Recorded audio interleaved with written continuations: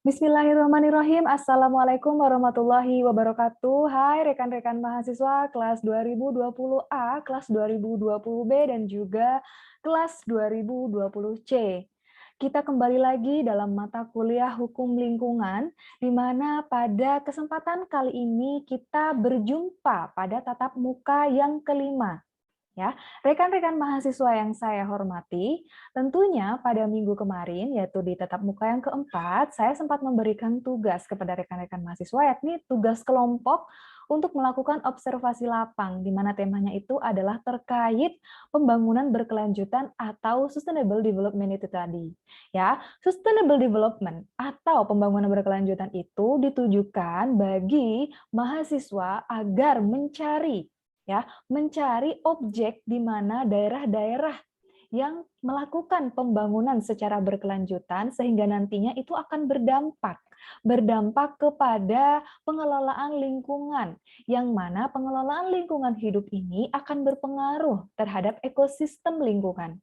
Ya, rekan-rekan mahasiswa, ini perlu rekan-rekan juga ketahui bahwa dalam melaksanakan tugas kelompok ini merupakan salah satu bagian dari rangkaian ujian tengah semester, di mana pada ujian tengah semester yang akan kita laksanakan 2 minggu lagi, ya, 2 kali tatap muka lagi, kita pada tatap muka yang ke-9 akan melaksanakan ujian tengah semester. Namun pada ujian tengah semester kali ini, saya berkomitmen untuk mahasiswa agar mempresentasikan hasil tugas kelompoknya yang berbentuk makalah itu, di mana setiap kelompok wajib mempresentasikan, di mana presentasinya itu merupakan nilai dari ujian tengah semester.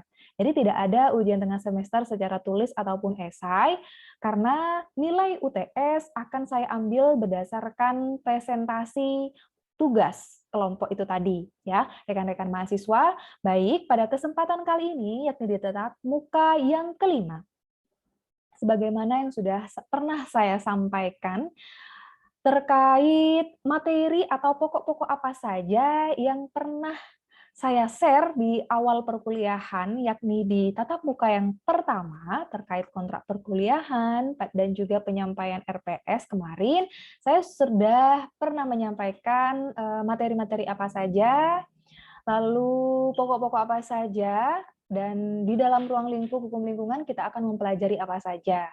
Tentunya kita sudah sampai pada materi penegakan hukum lingkungan dalam bingkai pengelolaan lingkungan hidup.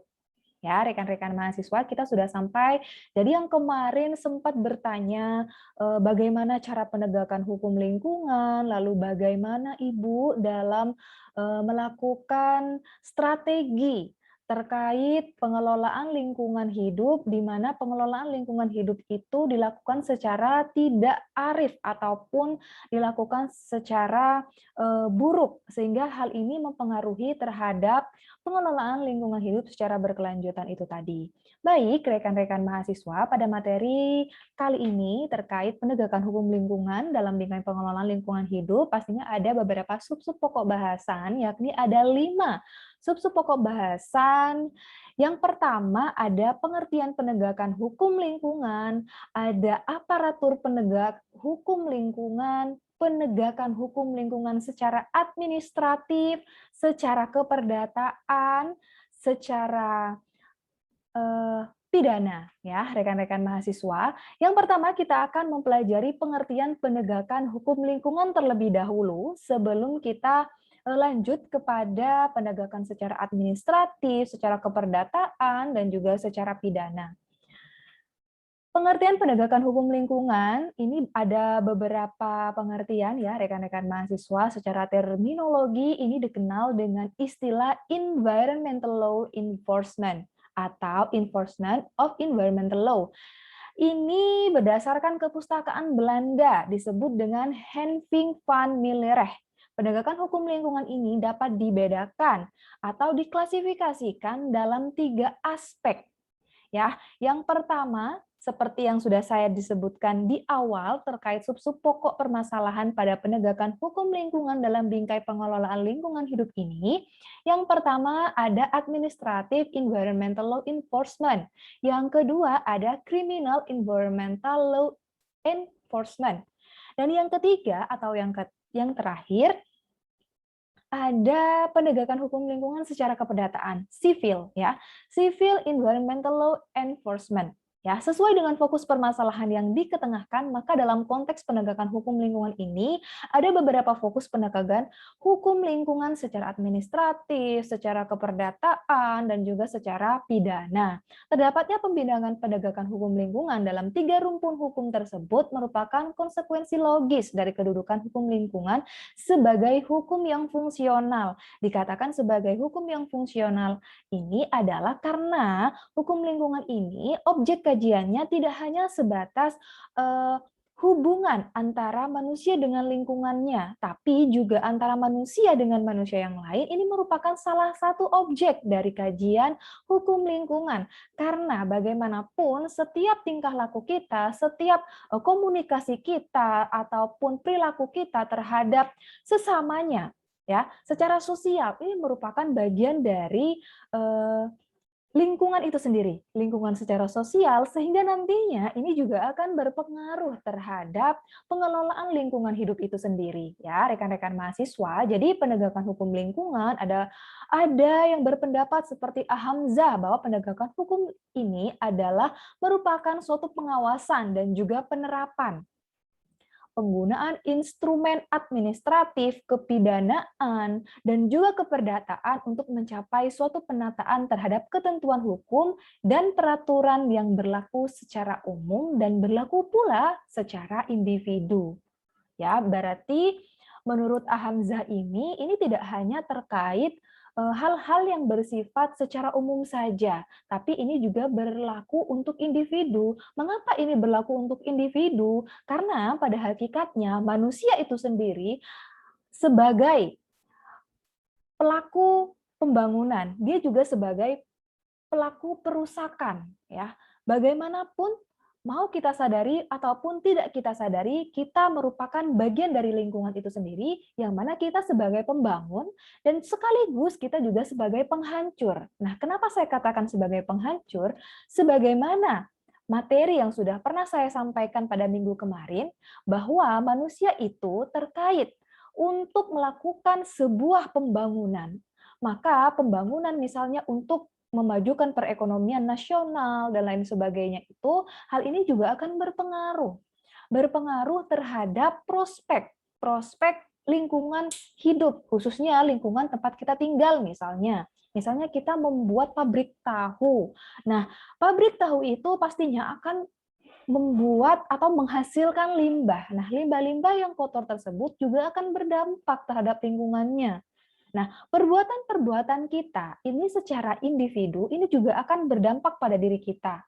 Ya, berlaku untuk individu. Karena apa? Hal ini juga akan berpengaruh misalnya terhadap izin yang kita perlukan untuk melakukan usaha tersebut, lalu hal ini terhadap individu juga ada beban moral kita terkait responsibility dan juga liability seperti yang sudah saya sampaikan pada minggu kemarin, dan juga ini ada pengertian dari Hamzah mengatakan bahwa penegakan hukum atau law enforcement atau handling ini adalah merupakan bagian mata rantai terakhir dalam siklus pengaturan atau regulatory chain.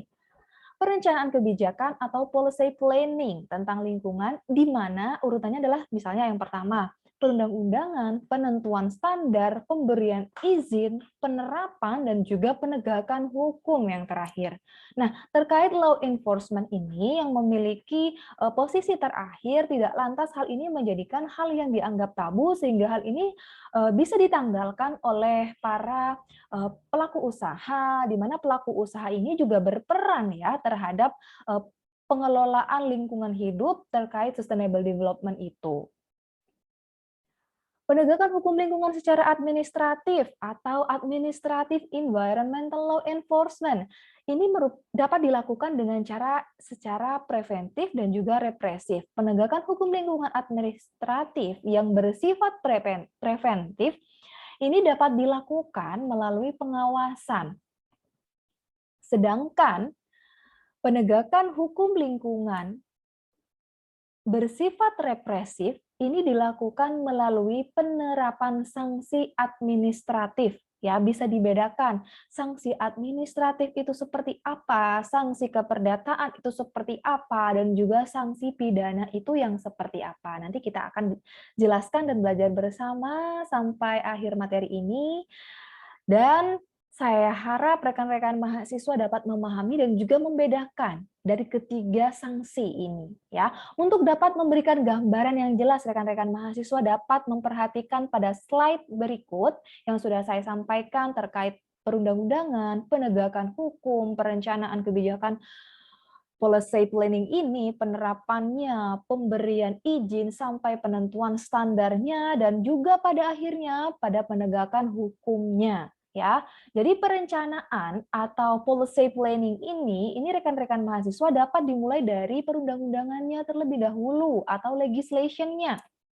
Setelah itu kita masuk kepada penentuan standarnya, standar setting-nya. Nah, pada tahap penentuan standar setting, kita juga harus memahami di mana bagian-bagian yang harus dikelola, lalu bagian-bagian mana saja yang diperbolehkan dan juga tidak diperbolehkan, sehingga hal ini menjadi pokok bagi para pelaku usaha khususnya, ataupun bagi kita, individu yang bukan pelaku usaha. Ya, selanjutnya, terkait pemberian izin. Nah, pemberian izin ini juga berkaitan dengan hal-hal yang sangat bersifat umum, karena pemberian izin ini tentunya akan didapatkan bagi para pelaku usaha tidak hanya berdasarkan atau memperolehnya dari kantor izin, ya. Tidak hanya seperti itu. Jadi, pemberian izin ini juga berdasarkan persetujuan. Persetujuan dari siapa? Yaitu dari para masyarakat yang berada di daerah sekitar atau masyarakat pemukiman di daerah sekitar usaha tersebut. Nah, selanjutnya ada juga penerapannya, implementation-nya. Jadi, implementation atau penerapan ini bagaimana nanti para pelaku usaha ini menerapkan usahanya dengan bijak, tidak memberikan dampak yang buruk. Ya, dampak yang buruk ini juga dapat berpengaruh terhadap perilaku sosial masyarakat, terhadap kesehatan lingkungan masyarakat, terhadap ekosistem lingkungan hidup di sana, dan lain sebagainya. Sehingga hal ini juga akan berkorelasi terhadap penegakan hukumnya, law enforcement restraining itu tadi. Jadi penegakan hukumnya atau law enforcement itu tadi juga berdasarkan pada pemberian izin, penerapannya, dan juga berdasarkan pada perencanaan kebijakan itu tadi. Ya, rekan-rekan mahasiswa, jadi berdasarkan pada siklus pengaturan mata rantai lingkungan itu tadi, berdasarkan policy-nya, maka dapat disimpulkan bahwa dalam konteks penegakan hukum lingkungan ini, peraturan perundang-undangan ini adalah awal atau hal yang utama yang harus dilakukan dari suatu mata rantai yang kemudian ini akan mempengaruhi mata rantai yang lainnya. Jadi berdasarkan kebijakan-kebijakan yang telah dibuat oleh suatu pemerintah, suatu pemerintahan. Jadi dengan demikian apabila mencermati terhadap regulatory change-nya sebagaimana tersebut, ternyata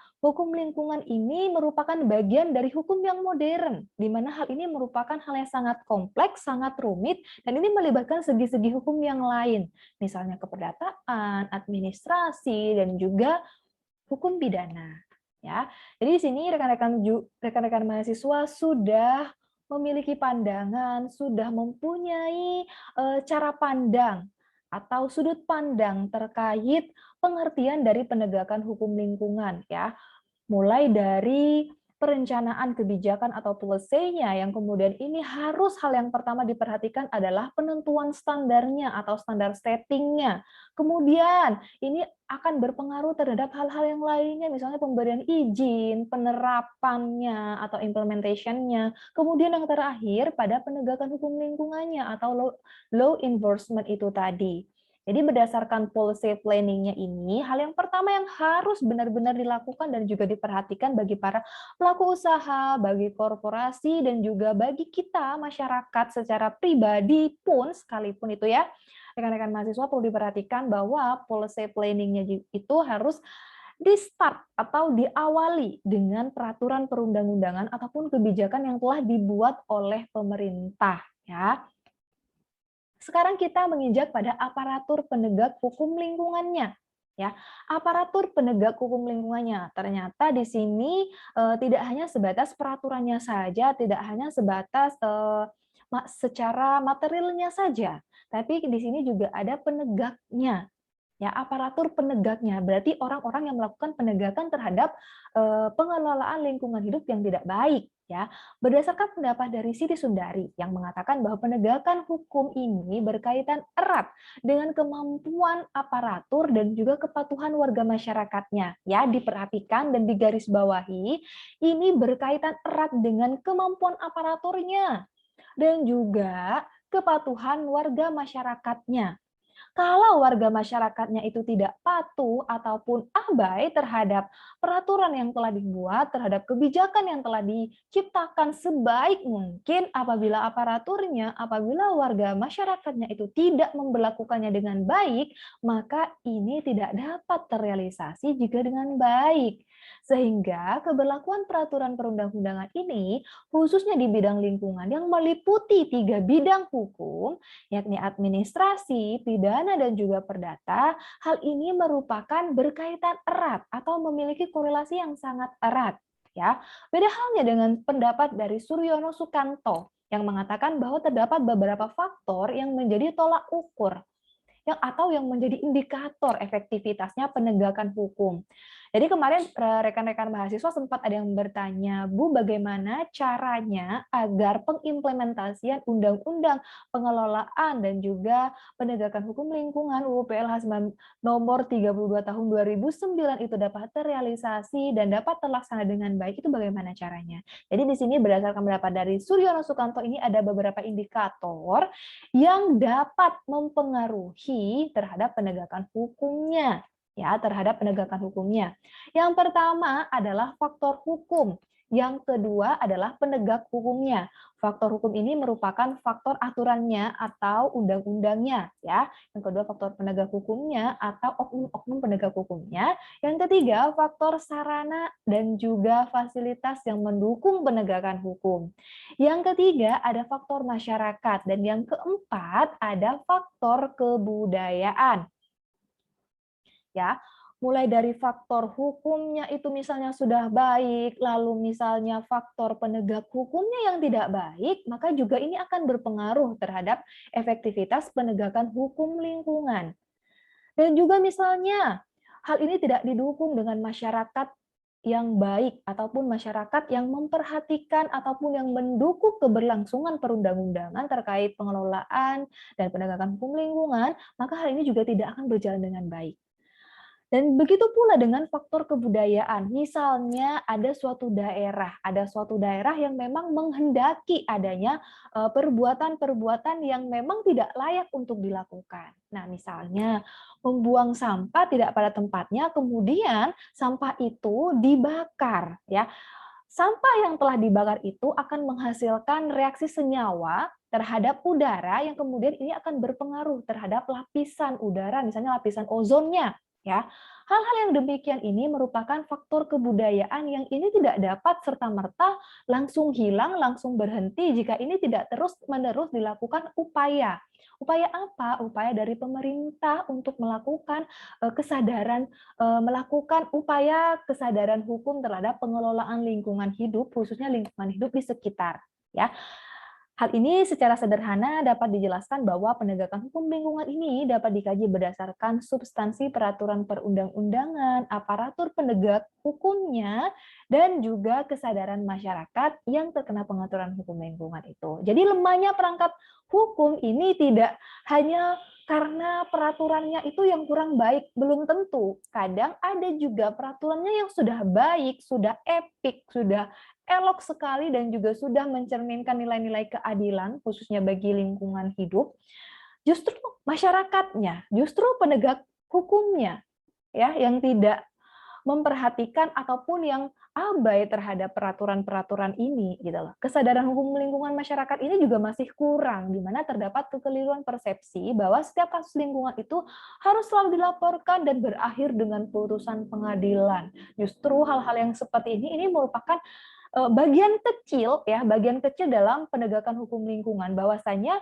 masyarakat ini perlu sadar bahwa perbuatan kita, tingkah laku kita, tindakan kita terhadap alam, terhadap masyarakat yang lainnya ini merupakan bagian dari penegakan hukum lingkungan. Di mana hal ini juga perlu diperhatikan dan disadari secara bersama bagi seluruh masyarakat dalam mendukung upaya pemerintah dalam menghasilkan lingkungan yang sebaik-baiknya, dan hal ini akan diperuntukkan untuk masa yang akan datang dan dalam jangka waktu yang sepanjang-panjangnya. Baik, rekan-rekan mahasiswa, apabila dicermati secara komprehensif terhadap pandangan itu, maka pada dasarnya aparatur penegak hukum itu pada umumnya dikualifikasi terdiri atas pejabat penyelenggara dari sebuah institusi kehakiman yang di dalamnya terdiri dari unsur hakim maupun pegawai lembaga pemasyarakatan. Misalnya kayak kejaksaan yang terdiri dari jaksa atau penuntut umum, kepolisian, dan kepengacaraan. Nah, aparatur penegak hukum ini sekedar meliputi hakim, jaksa, polisi maupun pengacara, ya.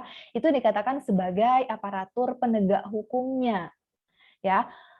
Di sini Suryono Sukanto ini mengatakan bahwa ruang lingkup dan juga istilah penegak hukum ini sangat luas. Oleh karena itu mencakup mereka yang secara langsung dan secara tidak langsung berkecimpung di bidang penegakan hukum.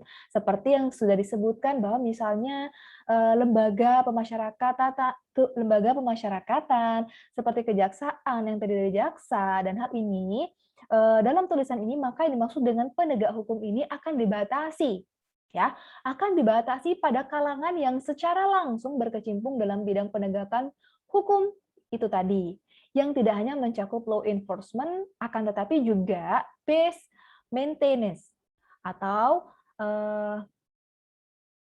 pengembangan, ya, pengembangan secara baik. Kiranya ini sudah dapat diduga bahwa kalangan tersebut ini mencakup mereka yang bertugas di bidang kehakiman, kejaksaan, kepolisian, ataupun itu lawyer, dan juga masyarakat itu sendiri. Ya, rekan-rekan mahasiswa, berarti dalam konteks penegakan hukum lingkungan, aparatur penegak hukum dalam kerangka pengadilan, pencemaran, dan kerusakan lingkungan, jelas tidak hanya terdiri atas aparatur kepolisian, kejaksaan, kehakiman, dan kepengacaraan, tetapi menyangkut pejabat yang berwenang di bidang perizinan lingkungan.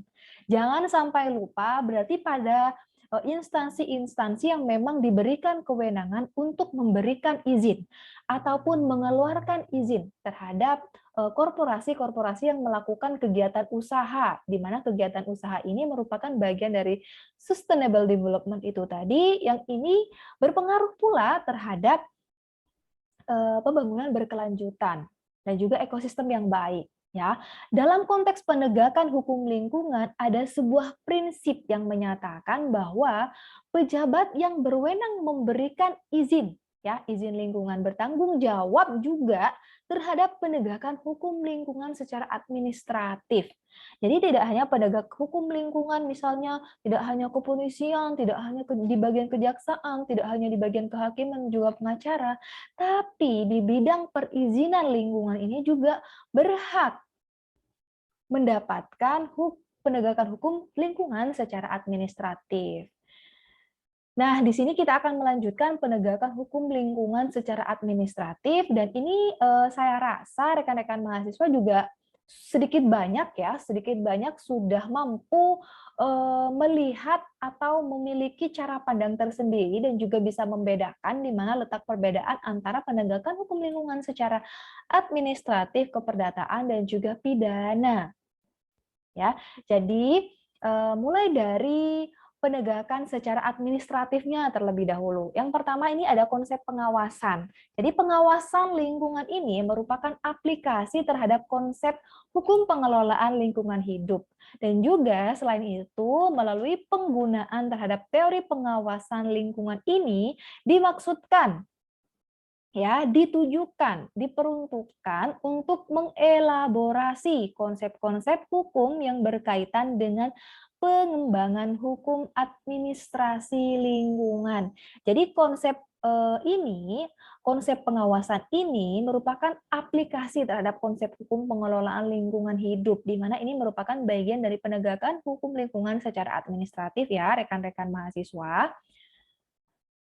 Nah, keberhasilan penegakan hukum lingkungan secara administratif itu dalam perspektif pengawasan, dalam konsep secara pengawasan itu tidak dapat dilepaskan dari beberapa hal. Ya, yang pertama pengawasan dari sudut pandang kelembagaannya. Pengawasan dilihat dari waktu pelaksanaan pengawasan, pengawasan dipandang dari aspek yang diawasi, dan juga pengawasan dipandang dari cara pengawasan yang dilakukan. Yang pertama, pengawasan dari sudut pandang kelembagaan, bahwa yang dikatakan sebagai pengawasan yang dilakukan oleh kelembagaan, misalnya lembaga perizinan tersebut, ini berdasarkan perspektif dari instansi tersebut, apakah ini layak untuk diberikan izin, apakah ini layak untuk dikeluarkan izinnya. Nah, selain itu, ini pengawasan ini dilihat juga dari waktu pelaksanaan pengawasannya. Nah, pada saat kapan pengawasan itu harus dilakukan oleh bagian perizinan ketika hal ini ketika usahanya itu sudah berjalan, misalnya ada rentan waktu atau secara berkala itu dilakukan pengawasan terhadap waktu-waktu tertentu.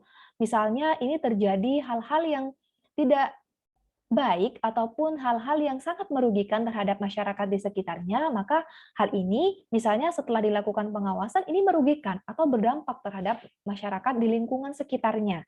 Nah, maka ini dapat dilakukan tindakan-tindakan yang juga dapat mencabut izin tersebut misalnya. Nah, yang ketiga ini ada pengawasan dipandang dari aspek yang diawasi. Jadi, objek yang diawasi ini apanya yang diawasi? Apakah eh, objek yang diawasi ini adalah sistem irigasinya misalnya, ataupun objek yang diawasi ini adalah produksi barang-barangnya, ataupun kegiatannya, kegiatan perusahaannya, ataupun dampaknya yang diawasi. Nah, hal-hal ini menjadi tugas pokok secara administratif dari kelembagaan pemberi izin itu tadi. Jadi secara administratif pemberian pengawasan ini dilihat dulu atau dibagi terlebih dahulu. Hal-hal apa saja atau bagian-bagian apa saja yang menjadi objek untuk diawasi, misalnya kegiatannya, dampaknya, sistem irigasinya, dan lain sebagainya yang menjadi bagian dari korporasi itu dalam bergerak dalam melakukan usahanya. Ya, rekan-rekan mahasiswa. Dan yang terakhir, pengawasan itu dipandang dari cara pengawasan yang dilakukan.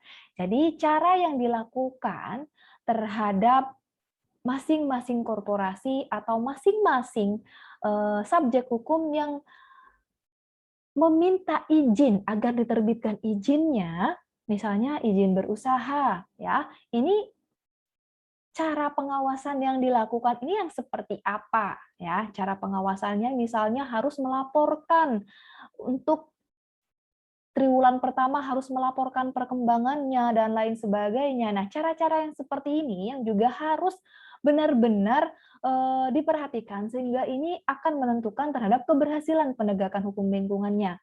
Nah, tidak hanya secara pidana misalnya hal ini sudah terjadi kerugian yang sangat merugikan bagi daerah tertentu sehingga hal ini masyarakatnya banyak yang menjadi korban. Misalnya banyak yang mati mendadak misalnya, karena adanya gas yang beracun misalnya. Nah, bagaimana cara pengawasan yang dilakukan dari kelembagaan itu tadi, kelembagaan pemberi izin itu tadi? Apakah ini dilakukan dengan baik? Apakah yang diawasi sudah tepat objeknya? Lalu waktunya juga, waktu pelaksanaan pengawasan, apakah ini dilakukan secara berkala, konsisten, dan terus-menerus? Nah, apabila hal ini tidak dilakukan secara baik, maka penegakan hukum lingkungan secara administratif ini dapat dikatakan suatu kegagalan, ya rekan-rekan mahasiswa.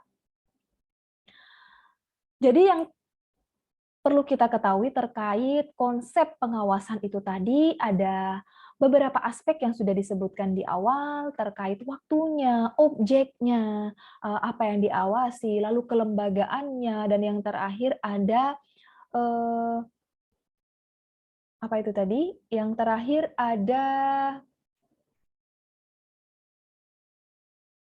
Caranya, ya, caranya. Yang pertama ada pengawasan, dilihat dari sudut pandang kelembagaannya, pengawasan dilihat dari waktu pelaksanaan pengawasan, yang ketiga pengawasan dipandang dari aspek yang diawasi atau objeknya ya, ditentukan terlebih dahulu, dan yang terakhir dipandang dari cara pengawasan yang dilakukan. Sekarang kita akan melanjutkan terhadap penerapan sanksinya. Kalau tadi kita sudah membicarakan terhadap ataupun terkait eh, konsep ya, konsep pengawasannya. Sekarang penerapan sanksinya secara administratif. Nah, salah satu instrumen yang sangat penting dalam konteks pengelolaan lingkungan hidup adalah penjatuhan sanksi secara administratif ya, rekan-rekan mahasiswa. Penerapan sanksi administratif ini merupakan konsekuensi lanjutan dari tindakan pengawasan pengelolaan lingkungan hidup. Setelah kita melakukan pengawasan, tentunya ini ada penerapan sanksinya ya. Penegakan sanksi administratif ini merupakan bagian yang integral dari penyelesaian masalah lingkungan melalui instrumen hukum administrasi lingkungan. Nah, penyelesaian masalah lingkungan ini merupakan pengabdian atau perbuatan yang melanggar hukum atau tidak memenuhi persyaratan, berhenti atau mengembalikan kepada keadaan semula sebelum ada pelanggaran. Oleh karena itu, fokus dari penerapan sanksi administratif adalah perbuatannya ya. Sedangkan sanksi dari hukum pidananya adalah orangnya. Jadi, rekan-rekan harus bisa membedakan. Kalau penerapan sanksi administratif itu fokusnya adalah pada perbuatannya. Sedangkan sanksi dari hukum pidananya adalah orangnya. Tidak mungkin perbuatannya yang dihukum, ya kan? Tapi orangnya yang dihukum. Orangnya yang mendapat sanksi secara pidana. Tapi kalau misalnya perbuatannya yang mendapatkan sanksi secara administratif, berarti hal ini, misalnya contohnya, sanksi secara administratif, dia harus mengembalikan atau memulihkan keadaan daerah tersebut ke keadaan semula seperti sebelum terjadi pelanggaran.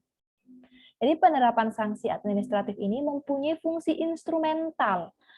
Jadi sebagai pengendali perbuatan terlarang yang ditujukan kepada perlindungan kepentingan yang dijaga oleh ketentuan di mana ketentuan tersebut itu dilanggar.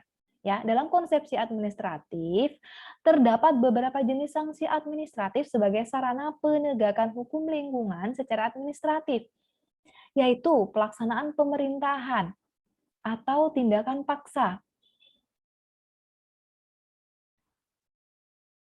Pelaksanaan dari pemerintahan atau paksaan dari pemerintah atau tindakan paksa itu dapat dikatakan sebagai upaya secara administratif agar korporasi atau pelaku terhadap pengerusakan lingkungan ini dapat melakukan upaya-upaya yang memang dikehendaki oleh pemerintah. Jadi paksaan dari pemerintah ini harus dilaksanakan, harus dilakukan ya. Paksaan-paksaan itu misalnya mengembalikan atau memulihkan ke keadaan yang semula.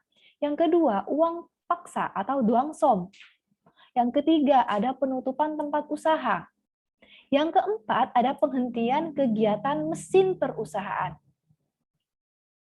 Dan yang terakhir paling parahnya adalah pencabutan izin melalui proses teguran, paksaan pemerintahan, penutupan, dan uang paksa itu tadi. Jadi hal-hal yang dilakukan oleh kelembagaan itu tadi dalam melakukan pengawasan, misalnya setelah melakukan pengawasan dan itu tidak berhasil ataupun gagal dan kemudian ini terjadi pengerusakan lingkungan, kemudian ini dilakukan penegakan hukum lingkungan secara administratif, maka pemerintah di sini mengambil jalan atau memberikan solusi terhadap pelanggaran yang dilakukan oleh korporasi yang tidak mengindahkan sebagaimana yang telah diatur UU PLH nomor 32 tahun 2009. Mulai dari paksaan atau bestur duang. Yang kedua, uang paksa atau duangsom. Yang ketiga, penutupan tempat usaha, penghentian kegiatan mesin perusahaan, sampai pencabutan izin, ini merupakan bagian dari fungsi instrumental itu tadi. Ya, rekan-rekan mahasiswa. Jadi penegakan hukum lingkungan secara administratif di Belanda ini, ataupun ini dikatakan sebagai dwangsom ya. Kalau tadi di dwangsom itu dikatakan sebagai uang pengganti ya. Sedangkan di Belanda ini beda. Ini diistilahkan sebagai sanksi secara administrasi. Hal ini tercermin dari memungkinkannya pihak ketiga yang berkepentingan terhadap pengelolaan lingkungan hidup untuk mengajukan permohonan kepada pejabat yang berwenang untuk melakukan pelaksanaan pemerintah. Ya, oleh karena itu, pejabat yang berwenang harus secara serius, secara konsisten, secara benar-benar melaksanakan permohonan pihak kedua untuk menciptakan iklim penegakan hukum yang efektif. Ya. Dan selanjutnya kita menginjak pada penegakan hukum lingkungan secara keperdataan. Setelah kita mengetahui penegakan hukum lingkungan secara administrasi ataupun administratif, kita menginjak kepada penegakan hukum lingkungan secara keperdataan. Ya, rekan-rekan mahasiswa, dalam penegakan hukum lingkungan keperdataan ini ada 3 aspek. Yang pertama, kedudukan hukum perdata dalam hukum lingkungan. Yang kedua, ada tanggung jawab perdata lingkungan. Yang ketiga, ada strict liability dan juga kegunaannya ya. Kedudukan hukum lingkungan dalam kajiannya terkait penegakan secara keperdataan ya.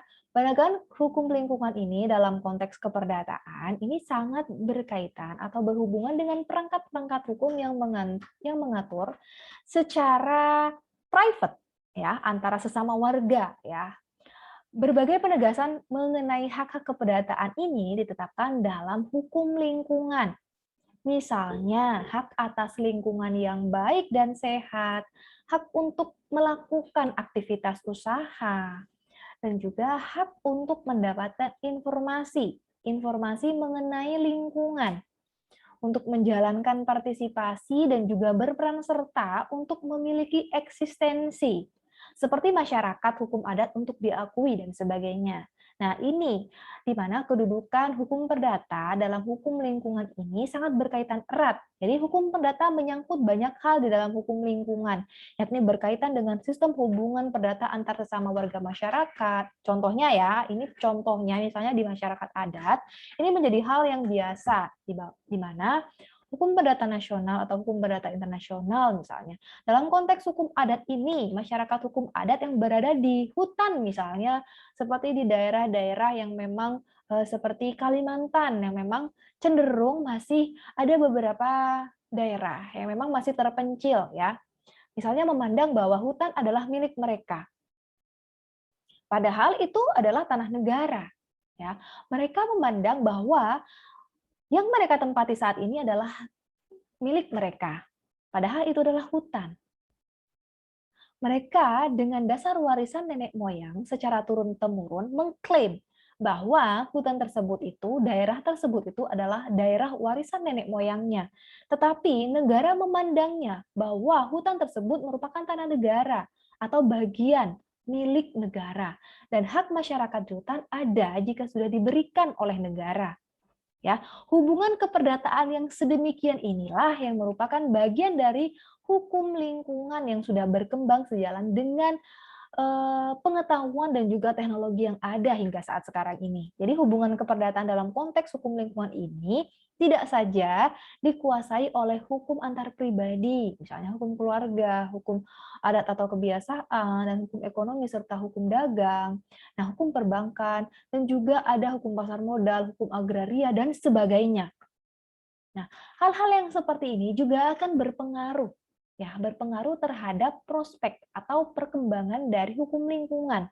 Jadi kalau misalnya hukum lingkungan itu ataupun misalnya daerah tersebut, misalnya daerah hijau tersebut dilakukan sebuah tingkah laku dari masyarakat yang memang tidak memiliki kesadaran terhadap pengelolaan lingkungan hidup yang baik, maka hal ini juga akan berpengaruh. Padahal hal ini bukan merupakan bagian dari hak miliknya, seperti yang dicontohkan barusan. Nah, tanggung jawab perdata terhadap hukum lingkungan. Salah satu aspek yang berkaitan dengan keperdataan dalam hukum lingkungan adalah mengenai liability, ya, pertanggungjawaban ganti rugi. Ya, tanggung jawab secara ganti rugi.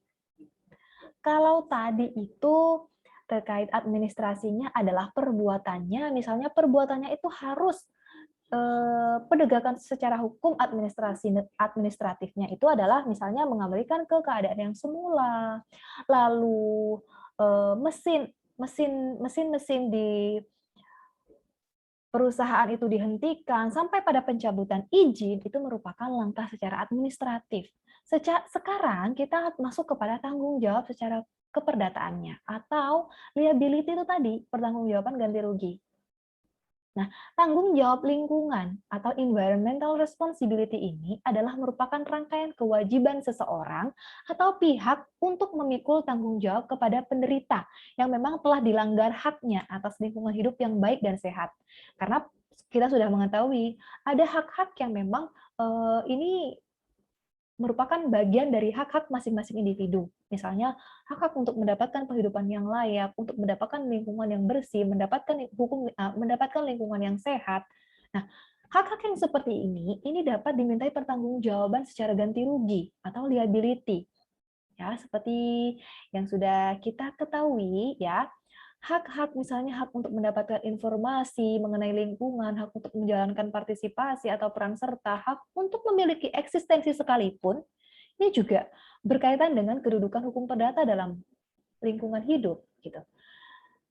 Dan strict liability dan juga kegunaannya, prinsip pertanggungjawaban mutlak ya, atau yang dikatakan dengan strict liability merupakan prinsip pertanggungjawaban hukum. Liability, ya, kembali lagi kepada materi yang kemarin antara liability dan juga responsibility. Jadi sudah tahu ya bedanya kalau antara liability dan juga responsibility, di mana responsibility ini memiliki tanggung jawab moral dan ini misalnya tanggung jawab negara atau state responsibility tadi, ya. Sekarang kita masuk ke liability-nya. Kita semakin dalam atau semakin kepada substansinya, bahwa strict liability merupakan bagian dari tanggung jawab secara hukum atau liability yang telah berkembang sejak lama. Ya, pertanggungjawaban hukum konvensional selama ini menganut asas pertanggungjawaban berdasarkan kesalahan, liability based on fault. Artinya bahwa tidak seorang pun dapat dikenai tanggung jawab jika dirinya tidak terdapat unsur-unsur kesalahan. Jadi apabila tidak terbukti kesalahannya, maka orang tersebut tidak dapat memikul kesalahan atau tidak dapat mempertanggungjawabkan atas hal yang tidak dilakukan terhadap dirinya dan hal itu tidak mengandung unsur-unsur kesalahan. Nah, dalam kasus lingkungan, doktrin tersebut akan melahirkan kendala bagi penegakan hukum di pengadilan karena doktrin ini tidak mampu mengantisipasi secara efektif dampak dari kegiatan industri modern yang mengandung resiko-resiko potensial. Jadi, pada perkembangannya saat ini memang tidak dapat dibuktikan secara serta-merta siapa yang melakukan kesalahan. Karena hal ini perlu dirunut. Ya, misalnya terjadinya longsor, terjadinya banjir, atau terjadinya daerah atau lahan yang sudah tandus. Nah, hal-hal ini diakibatkan oleh apa, oleh siapa, dan oleh perbuatan yang seperti apa. Nah, hal ini perlu dilakukan pembuktian. Nah, tidak dapat kita langsung menunjuk atau menentukan misalnya pabrik ini, kita harus membuktikan bahwa berdasarkan liability based on fault itu tadi, kita harus menentukan unsur-unsur kesalahannya, baru kita bisa meminta pertanggungjawaban orang tersebut. Strict liability ini merupakan bentuk pertanggungjawaban secara perdata yang tidak memerlukan pembuktian unsur fault itu tadi sebagai unsur utama dalam pertanggungjawaban perdata jenis fault-based. Perbuatan melawan hukum. Dengan demikian, beban pembuktian penggugat menjadi ringan karena tidak dibebani pembuktian tentang adanya kesalahan. Jadi pertanggungjawaban mutlak ini yang awalnya ini karena berdasarkan atau konsep secara konvensional dengan adanya liability based on fault ini dalam penegakan hukum lingkungan secara keperdataan ini dapat ditanggalkan karena pada hakikatnya dalam strict liability ini merupakan bentuk pertanggungjawaban perdata dan ini tidak memerlukan pembuktian unsur secara full itu tadi. Jadi sebagai unsur utama dalam pertanggungjawaban perdata, jenis fault-based ini, perbuatan melawan hukum ini termasuk pada perbuatan melawan hukum ya. Pertanggungjawaban mutlak pada awalnya berkembang itu di negara-negara yang menganut sistem hukum Anglo-Saxon atau common law saja. Walaupun kemudian mengalami perubahan, perkembangan di beberapa negara untuk mengadopsinya. Sehingga Indonesia menjadi salah satu negara yang juga mengadopsinya ya. Hal ini diistilahkan untuk membuktikan adanya causal link atau hubungan sebab akibat. Jadi pihak penggugat yang mengalami kerugian atau injured party masih harus membuktikan bahwa kerugian yang dialami diakibatkan oleh perbuatan atau kegiatan tergugat.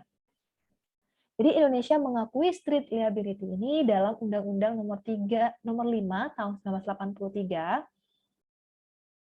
Ini dalam kaitannya dengan pengelolaan lingkungan hidup ya. Pengelolaan lingkungan hidup ini terkait unsur fault itu tadi dalam liability based on fault. Ini dalam penegakan hukum lingkungan secara perdata ini tidak beban pembuktian itu tentang hubungan sebab akibat itu atau causal link-nya itu terletak pada pundak mengendalikan adanya kerugian. Jadi dalam keperdataan ada yang dikatakan sebagai perbuatan melawan hukum. Nah, di mana perbuatan melawan hukum ini juga harus dibuktikan unsur-unsurnya. Ya, dengan demikian apabila misalnya terjadi perbuatan-perbuatan yang melakukan pelanggaran terhadap asas-asas hukum lingkungan misalnya yang sudah ditetapkan atau sudah terdapat dalam UU PLH nomor 32 tahun 2009, di mana hal-hal di mana unsur-unsur fault ini tidak serta-merta harus dibuktikan ya. Karena pada hakikatnya perbuatan melawan hukum dari setiap unsur ataupun setiap korporasi yang melakukan kegiatan usaha dan itu menimbulkan kerugian ya, kerugian misalnya bagi masyarakat ataupun bagi ekosistem kehidupan di daerah sekitarnya itu dapat dilakukan atau diklaim sebagai perbuatan melawan hukum dan ini dapat dimintai pertanggungjawaban secara keperdataan. Ya, rekan-rekan mahasiswa. Nah, apabila street liability dan pembuktian terbalik dijamin secara eksplisit oleh suatu undang-undang, maka beban masyarakat korban akan menjadi ringan karena yang pertama dibebaskan dari pembuktian secara fault itu tadi, yang kedua dipindahkan beban pembuktian tentang causal link kepada tergugat. Jadi sekarang hal-hal yang menjadi ketakutan dari masyarakat terkait pembuktian itu sudah tidak perlu dikhawatirkan lagi karena pembuktian itu tidak dibebankan kepada penggugat tapi dibebankan kepada tergugat tentang causal link itu tadi. Izin-izin berkaitan dengan pengendalian dampak lingkungan seperti halnya izin HU-nya dan izin pembuangan limbah cair dan izin-izin lingkungan yang lainnya, ini yang membuktikan adalah pihak tergugatnya. Jadi terkait pembuktian secara unsur fault ini dibebankan kepada korporasi itu sendiri. Ya, rekan-rekan mahasiswa. Sekarang kita masuk atau lanjut kepada penegakan hukum lingkungan dalam ranah pidana. Ya, yang pertama ini ada perumusan dan kualifikasi delik lingkungan. Yang kedua ada pembuktian dan juga kausalitas dan yang ketiga ada pemidanaan dan penerapan sanksi pidana. Perumusan dan kualifikasi delik lingkungan dalam ranah hukum pidana di Indonesia ini secara pokok dan umum itu bersumber dari KUHP yang sudah diberlakukan pada ratusan tahun. Tetapi apabila menyimak pada betapa besarnya perkembangan zaman, jika hanya mengendalikan pada ketentuan KUHP saja, ini dirasa belum cukup ya instrumen penegak hukumnya. Ini tidak dapat dipungkiri bahwa adanya berbagai perkembangan khususnya di bidang teknologi, informasi, industri, ekonomi, keterbukaan atau globalisasi telah berpengaruh besar kepada masalah lingkungan dan sumber daya alam. Dan selanjutnya menjadi tantangan besar bagi hukum lingkungan dalam mengatasi permasalahan-permasalahan yang sangat cepat sekali berkembang ini. Ya, dalam pandangan Ruslan Saleh, bahwa untuk dapat menentukan apakah suatu perbuatan dapat dikategorikan sebagai pencemaran dan juga kerusakan lingkungan, dapat dipidana, diperlukan suatu perumusan delik lingkungan. Jadi tidak bisa ya rekan-rekan mahasiswa serta-merta melakukan, oh perbuatan ini termasuk ke dalam pencemaran lingkungan, pengrusakan lingkungan, ini bisa dipidana ini. Tidak serta-merta seperti itu. Kita perlu perumusan secara delik lingkungan terlebih dahulu yang didasarkan kepada asas legalitas. Pasal 1 ayat 1 KUHP. Dalam rumusan delik lingkungan, ini dapat diselesaikan dengan memahami secara komprehensif terhadap makna yuridis, terhadap perusakan dan pencemaran lingkungan, serta rumusan ketentuan sanksi pidananya. Jadi dengan kata lain, bahwa perumusan terhadap delik lingkungan sebagaimana yang telah diatur dalam UU PLH ini memiliki dua elemen dasar, yaitu perbuatan dan akibat yang ditimbulkan. Perbuatan dan juga akibat yang ditimbulkan, ya. Ini yang menjadi unsur secara yuridis, makna secara yuridis terkait perumusan delik lingkungan. Ya, dengan kata lain, dalam UU PLH ini dua elemen dasar itu, yang pertama ada perbuatan dan yang kedua adanya akibat yang ditimbulkan. Kedua elemen ini dapat digunakan sebagai pedoman pengkualifikasian delik lingkungan sebagai delik material dan juga delik formilnya. Delik material ini berorientasi pada akibat konstitutifnya, ya, sedangkan delik formal ini menekankan pada perbuatannya. Ya, delik material yang berorientasi pada akibat konstitutifnya, di mana hal ini berkaitan dengan hal-hal yang sangat berhubungan dengan apa yang telah diatur dalam peraturan perundang-undangan.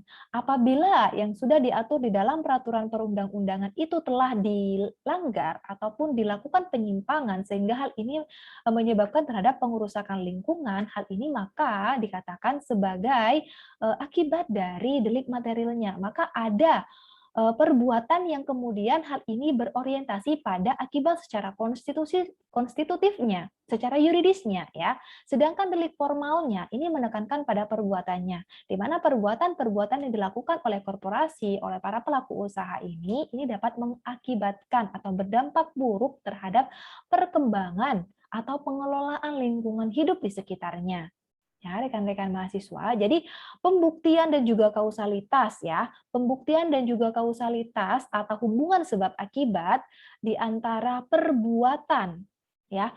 Perbuatan dan juga akibat yang ditimbulkan. Ini merupakan bagian dari delik material dan juga delik formil. Delik formil dan delik material dari delik lingkungan. Ya, kita juga sudah merunut, kita juga sudah bisa membedakan delik materi, delik formil dari hukum lingkungan. Jadi kita sudah saatnya pembuktian dan kausalitas. Ya, pembuktian dan kausalitas ini ada 4 aspek substansial dalam pembuktian. Yang pertama, lingkup pembuktian. Yang kedua, beban pembuktian. Yang ketiga, alat-alat pembuktian. Dan yang keempat adalah penilaian pembuktian. Di Indonesia ini, pembuktian dalam mekanisme peradilan delik lingkungan adalah merupakan suatu hal yang fundamental dan sedasar dengan UU nomor 16 tahun 1970 tentang ketentuan pokok kekuasaan kehakiman, di mana Undang-Undang Kehakiman ini kemudian berubah kembali dengan Undang-Undang Nomor 4 Tahun 2004 tentang perubahan atas Undang-Undang Kehakiman. Jadi, adapun alat bukti yang sah menurut ketentuan Pasal 6 Ayat 2 Undang-Undang Kehakiman dan Pasal 183 KUHP dalam hukum acara pidana ini telah diatur dalam ketentuan Pasal 184 KUHP itu, yang menyatakan bahwa alat bukti yang sah adalah yang pertama, keterangan saksi, yang kedua, keterangan ahli, yang ketiga, surat petunjuk dan juga keterangan terdakwa, yang terakhir ya. Hal yang secara umum sudah diketahui tidak perlu dibuktikan. Jadi hal-hal yang semacam ini termasuk ke dalam pembuktian dan juga kausalitas. Lingkup pembuktiannya, beban pembuktiannya, alat-alat pembuktiannya, sampai penilaian pembuktian berdasarkan Undang-Undang Nomor 4 Tahun 2004 tentang perubahan atas Undang-Undang Kehakiman tersebut, dan juga berdasarkan KUHP dalam hukum acara pidana itu, tepatnya di dalam pasal 184 KUHP, Ini terkait alat bukti yang sah yang boleh diajukan di dalam acara pengadilan. Ya, ini ada beberapa alat bukti yang sah, ada 5, sebagaimana yang kita ketahui dan sudah saya bahas barusan. Dan sekarang kita akan melanjutkan kepada pemidanaan dan juga penerapan sanksi pidana. Jadi tujuan utama yang hendak dicapai dalam pemidanaan terhadap delik lingkungan ini tidak serta-merta untuk mendapatkan ganti kerugian, tidak. Karena ganti kerugian ini atau strict liability ini merupakan bagian dari sanksi secara keperdataan, ya, strict liability. Dan untuk mendidik masyarakat, untuk membuat jera, ini merupakan konsep pemidanaan terhadap penerapan sanksi pidana bagi pelanggar lingkungan. Ya, untuk mendidik masyarakat dengan kesalahan-kesalahan yang dilakukan berkaitan dengan perilaku yang dilarang itu tadi. Jadi hal ini ketika ini sudah dilakukan pemrosesan sanksi secara pidana, ini dapat mendidik agar tidak dilakukan kembali. Ya, yang kedua untuk mencegah atau menghalangi pelaku untuk tidak melakukan hal yang demikian lagi, untuk membuat efek jera, ya rekan-rekan mahasiswa. Jadi penyelesaian secara yuridis ini dapat dijadikan sebagai pegangan bagi aparatur penegak hukum lingkungan kepidanaan terhadap peraturan perundang-undangan hukum lingkungan. Jadi solusi konflik norma hukum ini dalam penegakan hukum lingkungan ini niscaya diterapkan case by case-nya. Jadi kasus by kasusnya. Ya, dari sini rekan-rekan mahasiswa saya harap sudah bisa membedakan di mana sanksi secara administratif, keperdataan, dan juga sanksi secara pidana. Jadi penegakan hukum lingkungan dalam bingkai pengelolaan lingkungan hidup ini dapat dipahami oleh rekan-rekan mahasiswa untuk melakukan pengkajian atau penganalisisan terhadap perbuatan-perbuatan yang dilakukan oleh pihak-pihak yang tidak bertanggung jawab terhadap pengerusakan lingkungan hidup. Nah, rekan-rekan mahasiswa, itulah materi yang bisa saya sampaikan pada materi tatap muka yang kelima terkait penegakan hukum lingkungan dalam bingkai pengelolaan lingkungan hidup, di mana pada materi tatap muka yang kelima ini kita laksanakan secara video pembelajaran YouTube. Ya, rekan-rekan mahasiswa, jika ada yang ingin ditanyakan, jika ada yang ingin didiskusikan, kita persilahkan untuk mendiskusikan baik di kolom komentar ataupun di WA group, ataupun Japri boleh dipersilahkan. Di luar jam perkuliahan juga boleh, nggak apa-apa. Saya akan berusaha membalasnya dengan baik. Nah, rekan-rekan mahasiswa, seperti itu penyampaian materi dari saya terkait tatap muka yang kelima pada minggu ini. Baik, perkuliahan hari ini saya akhiri dan jangan lupa rekan-rekan mahasiswa untuk mengisi presensi yang telah disediakan. Ya, link presensi sudah saya share di grup berdasarkan link presensi mata kuliah hukum lingkungan. Jangan lupa mata kuliah saat ini adalah mata kuliah tatap muka yang kelima. Baik, rekan-rekan mahasiswa, saya akhiri perkuliahan tatap muka yang kelima kali ini. Sampai jumpa pada presentasi di Zoom. Assalamualaikum warahmatullahi wabarakatuh. Salam sehat semuanya.